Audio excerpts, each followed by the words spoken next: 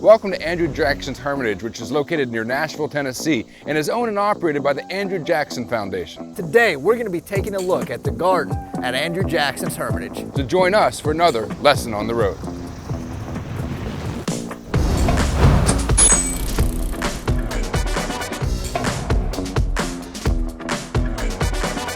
Andrew Jackson established these gardens here at the Hermitage in 1819, at the same time that the construction on the mansion began. Roses and irises and a variety of other plants filled these gardens then and still do today. Not only were ornamental flowers grown here, but also herbs that would have been used for cooking and medicinal purposes.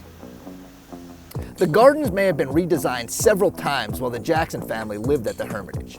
In 1988, archeologists noted two brick-edged beds, possibly flower beds, that were covered by the new library, which was added to the mansion in 1831.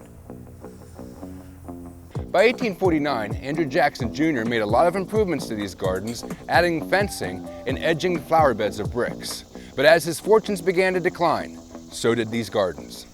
When the Ladies Hermitage Association, now the Andrew Jackson Foundation, formed in 1889, the garden was in shambles.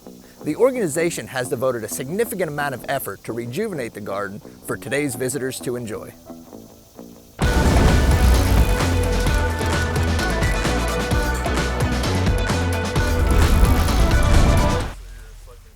Oh, brother.